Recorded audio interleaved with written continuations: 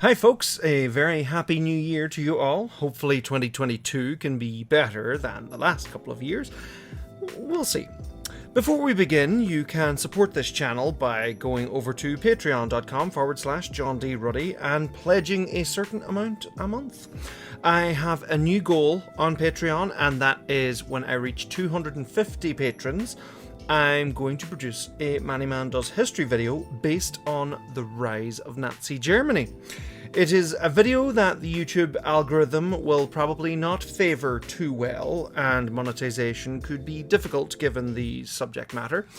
Larger Patreon support would be needed to make a video like that viable for me to create. So, hopefully, with enough support, we can get the video made in the not too distant future. Speaking of financial support and algorithms dictating which videos are and are not successful, today John talks about my problems with capitalism.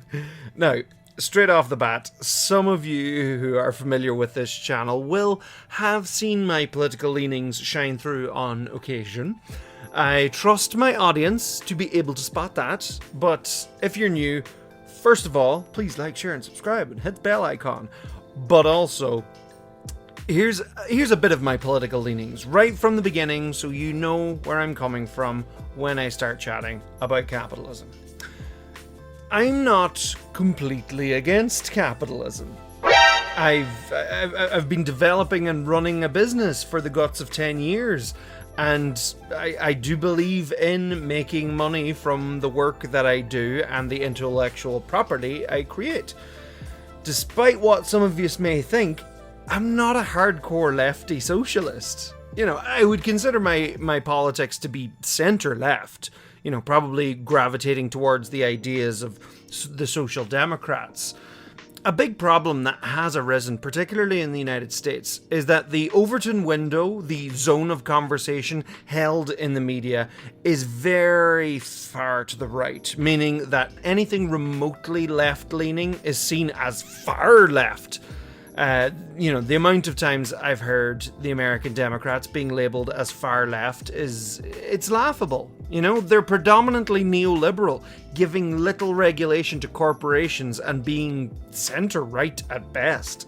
The Democrat outliers, such as Bernie Sanders and AOC, would be centre-left, but if you listened to the media, you'd swear they were Fidel Castro or Joseph Stalin. You know, they're only in the Democratic Party because the USA is crippled by their two-party system. You need more political parties and ranked voting to effectively vote for them. Now, before I go any further, this, like all John Talks, is an opinion piece. It's not a deeply researched analysis of international economies. I am not an economist. I'm just giving you my feelings and attitudes towards it all. And yes, I know, I'm a business owner. I'm a capitalist of sorts, but that's because I live within a capitalist system, and hey, you can criticize a system that is working for you. So, capitalism. What's my problem with capitalism? I find it to be the root cause of many of the planet's problems right now, and has been for centuries. It didn't invent tribalism or racism or anything like that, but it has certainly harnessed their energy as fuel. So, where did capitalism come from? Well, basically back in the beginning of farming, when one person was able to produce more than what they needed, they had a surplus and could use it to hire more workers and thus produce more and grow it did at a very simple level. There is a tendency in unchecked capitalism towards the collective wealth ending up in fewer and fewer hands. Karl Marx pointed out that throughout history that had been the case, and when the disparity between the wealthy and the poor became too large, when the people on the ground were left with nothing to lose, revolution happens. It happened in France. It happened in Russia. The rich were so rich and the poor were so poor with no say in the matter that they realized their collective strength and rose up against the few. these revolutions were never perfect. You know, France in the 1790s was thrown into chaos and ultimately resulted in Napoleon the Emperor. You know, and yeah, the Soviet Union was insane. Socialism in its purest form is a lovely idea, but it certainly has its flaws. You know, I plan on doing a video about that, so, you know, about my problems with socialism, so I'll not go too much into it here. But it is such a difficult system to implement without it turning to some sort of totalitarian regime, at least as we've seen throughout history so far, given how regulated and controlled the whole system must be. If there's someone bending or breaking the rules, it can be disastrous to the whole system. Again, I'll go into this more in another video. Within capitalism, rules can be put in place to regulate its growth, to break up monopolies and protect workers' rights, but there still is a tendency towards greed, towards hoarding. My great-great-uncle was a Catholic priest who worked in a community in West Donegal called Glencolmkill.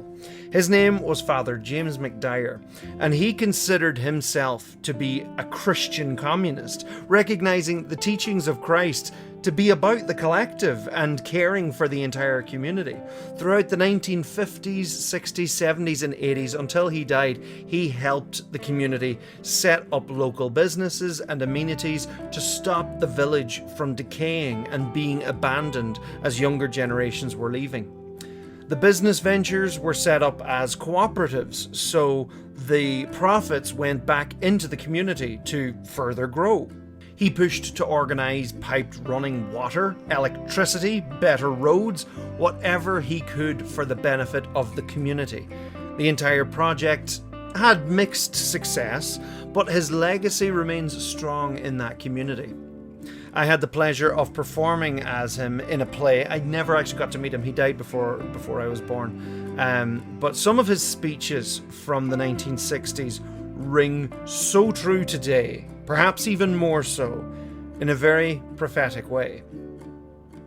I'm going to do his voice too, because why not?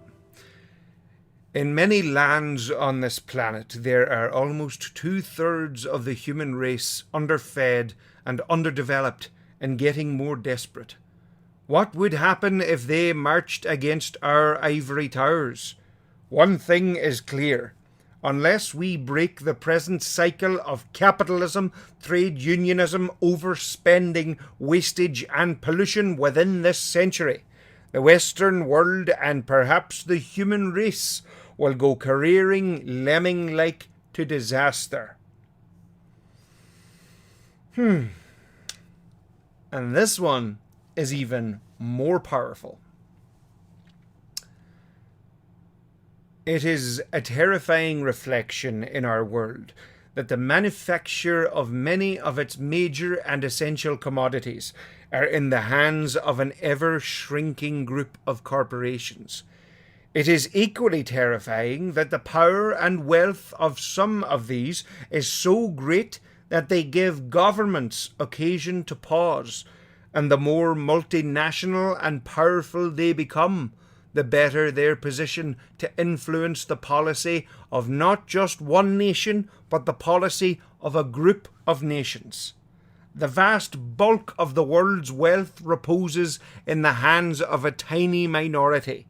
Their call is for more growth, larger turnover, and larger profits to satisfy the insatiable longing of the shareholders. To attain this growth, the worker is subjected to machine, and automation dictates redundancy.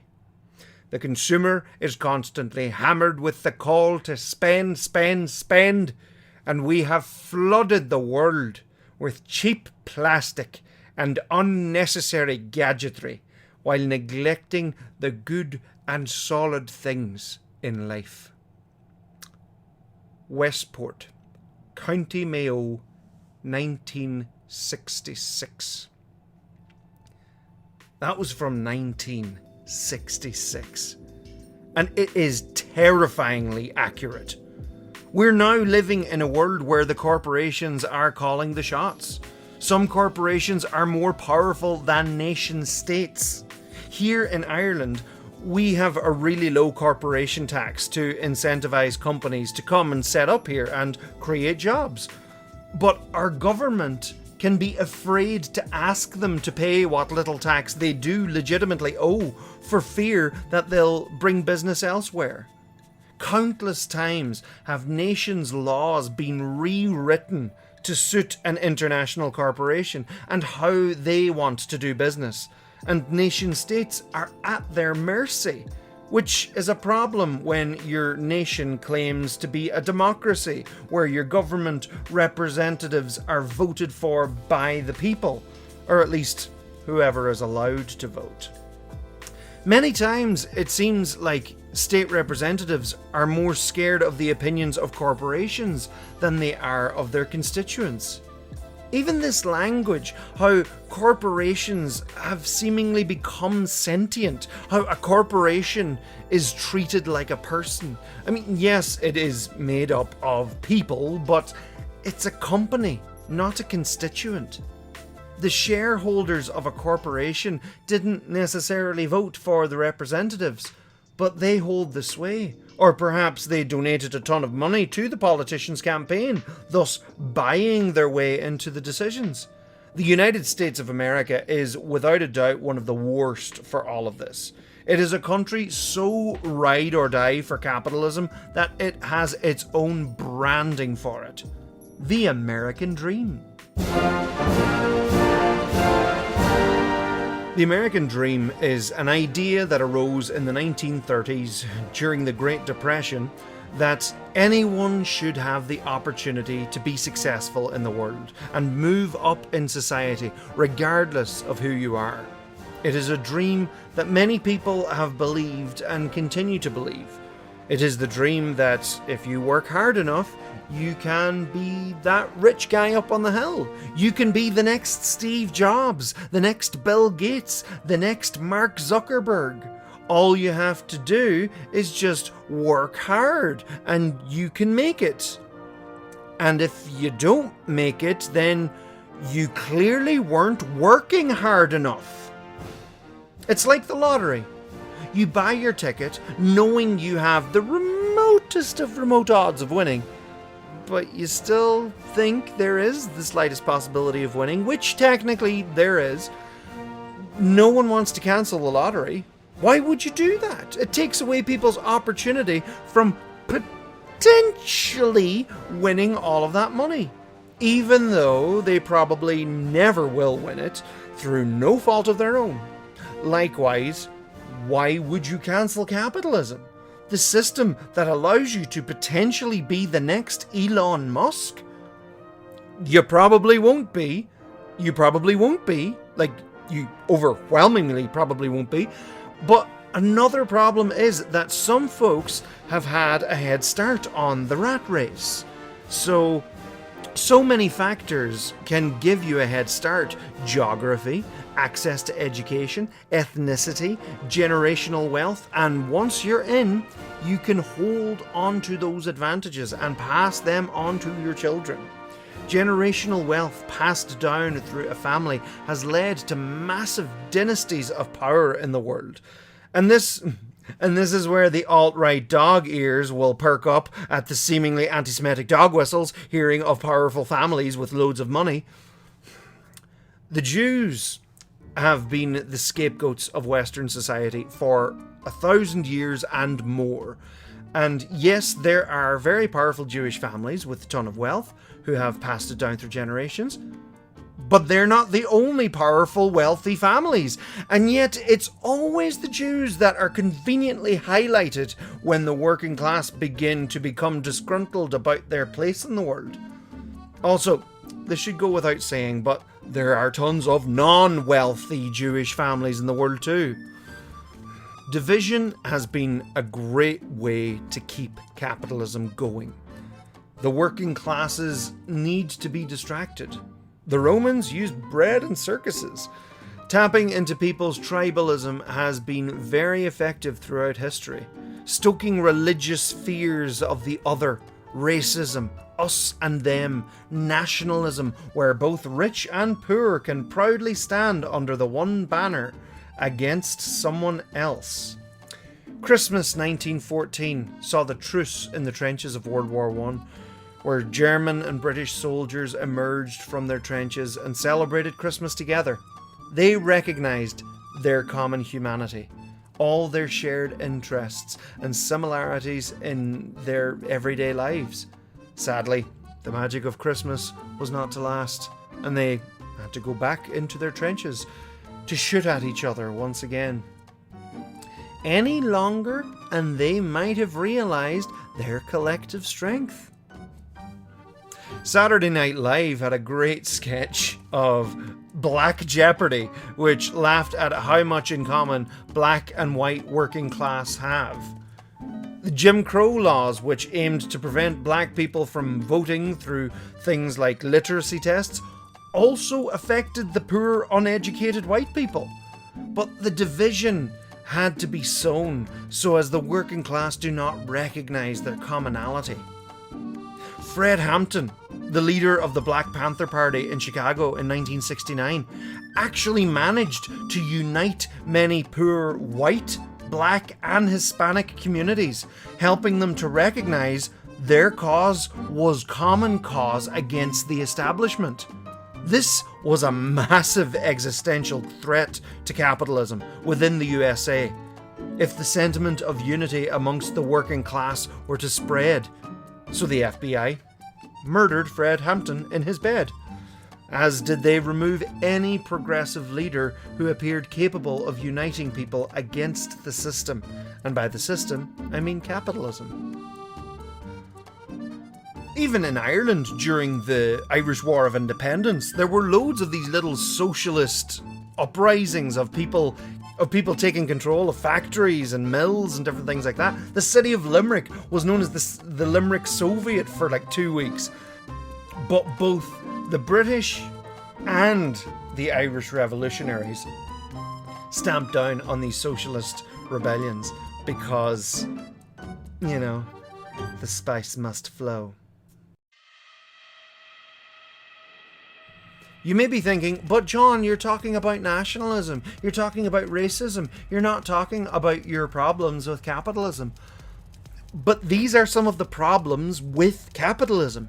Division is so incentivized to stop the people from looking up and seeing who is really screwing them. And when they do look up, they're directed at the Jews. The Dublin socialist leader, Big Jim Larkin, once said, "The great only appear great because we are on our knees. Let us rise." Supply and demand are the big things which drive capitalism. The free markets. If there's a demand, it'll be sold. More people want it, the market will create more to match supply. Some people are probably nodding along to this, thinking, yeah, that's how it should work. If people want it, it should be available to buy. And fair play to the person who supplied it. They made their money, and round we go. Fair enough. Don't cancel the lottery. Don't take away my stuff.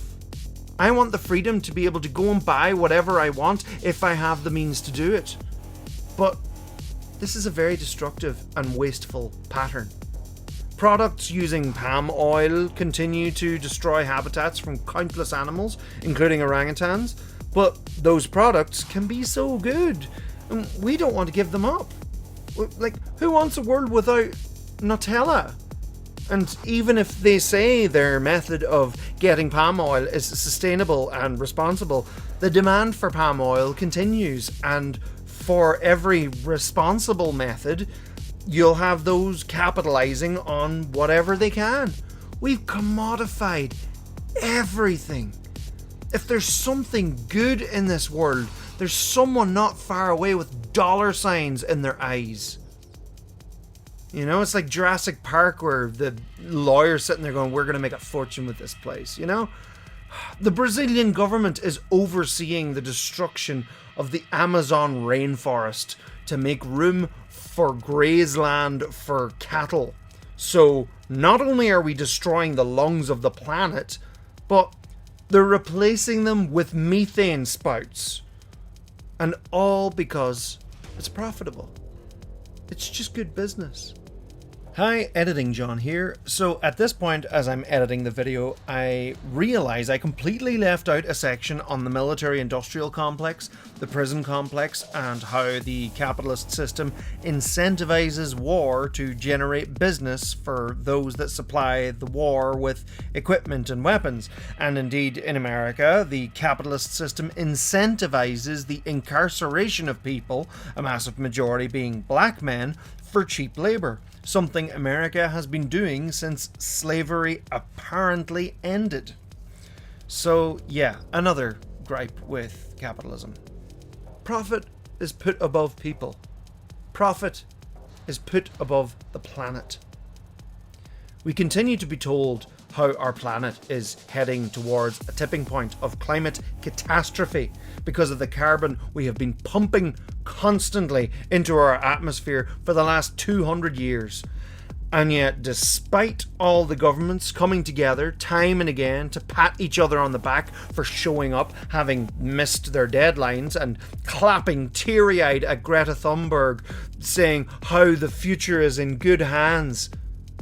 But the future isn't in her hands yet. It continues to be in the powers that be. And so far, the powers that be are seemingly more answerable to the corporations. Yes, there is stuff being done to change things, but it's stuff that could have been done decades ago, as the science was known decades ago, but was suppressed by the oil companies because there was money to be made. There is still money to be made. The oil continues to flow. I genuinely think at the end of every TV weather forecast, they should show a map of what the world will look like if the sea levels rise. When the sea levels rise. But hey, climate change hasn't been profitable for the media, so let's talk about something else. Even capitalism and supply and demand has shaped the media and entertainment industries. I mean, this isn't new. Star Wars was successful, so they make a whole bunch of sci-fi movies. Lord of the Rings was successful, so they make a bunch of swords and sandals movies. Patterns and trends move through the entertainment industry like any other market. It's called an industry for a reason.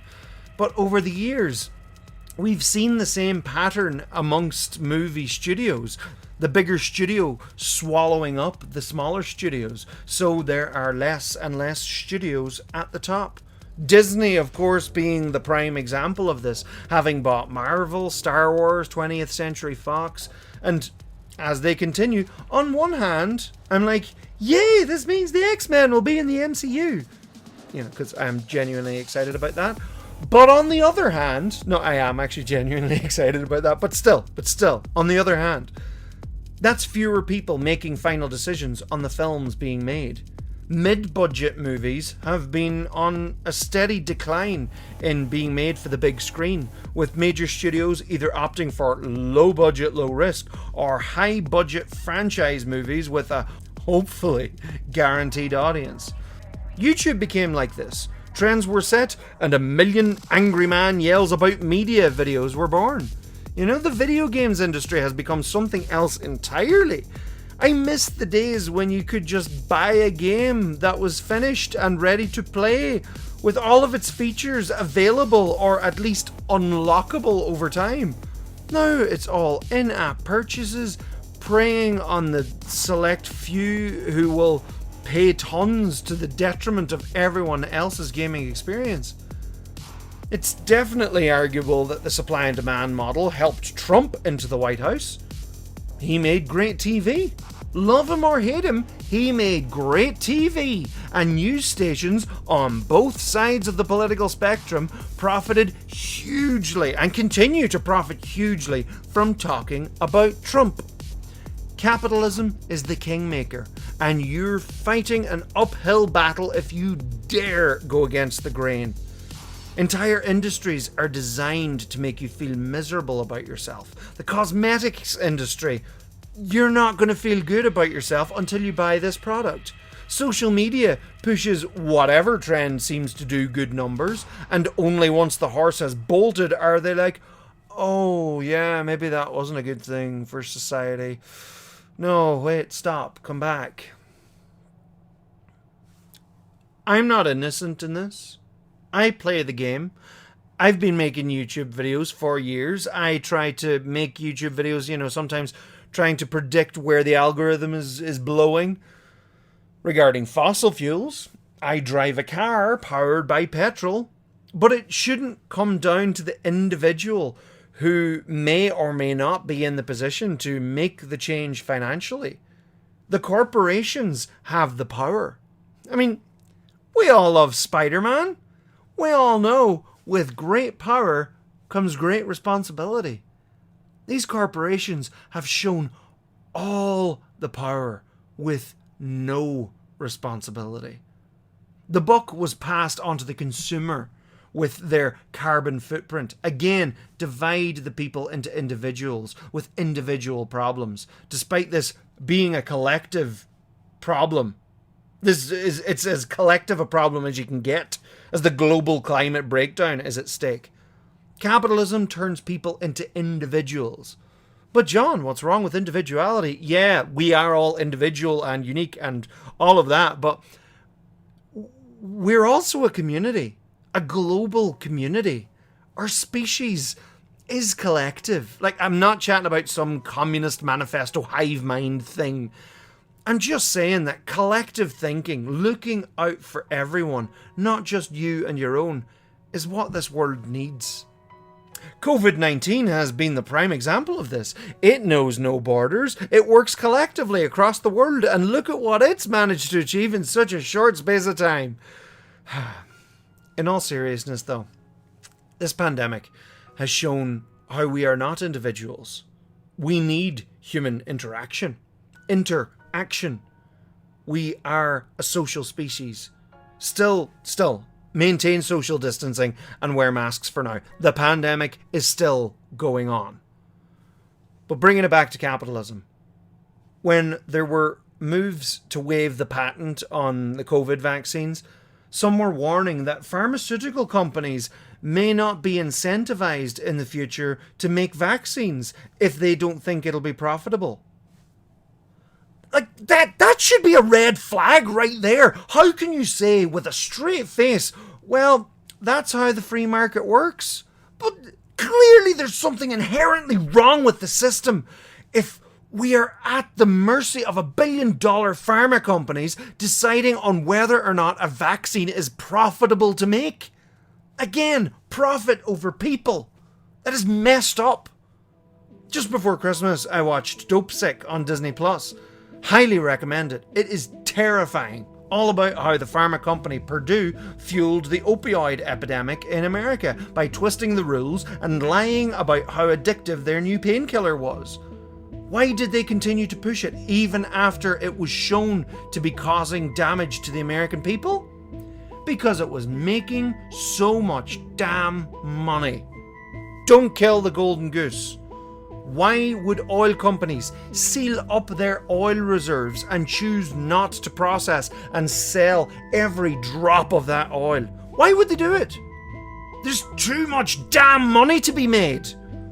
Why would the meat industry slow down when people are buying more meat than ever? There's too much damn money to be made. A lot of this started back in the 1980s. With my favourite president, Ronald Reagan, essentially deregulating the markets, allowing corporations to make more money, and thus hoping that that money would trickle down throughout the system. But it didn't. Those at the top hoarded most of the wealth and used it to consolidate more power, using their money and influence to change laws to make more money, so that they can change more laws, so that they can make more money, so that they can change more laws, so that they can make more damn money. With more money being hoarded by corporations who have better and better ways of avoiding paying tax to any nation, this wealth doesn't make its way into any tax-funded programs. There's all sorts of painfully underfunded social programs across the world which could help the society from the ground up. But nope. Jeff Bezos has got to go to space. Like NASA, the tax-funded space agency, cries at what those billionaires are able to do. Yes, NASA continued to do stuff and happy days, but some people think it's amazing that individuals have been able to build their way up to getting to space. And yeah, on one hand that is cool, but they didn't do it individually.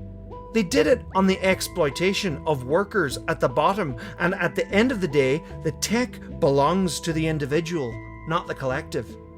I mean, sure, no one American individual could claim ownership of Apollo 11, but technically, collectively, the American people do own it. They own that achievement. They own that achievement in the way that people voted for representatives who voted for the creation of NASA, who developed the space programs, and everybody's tax went into it.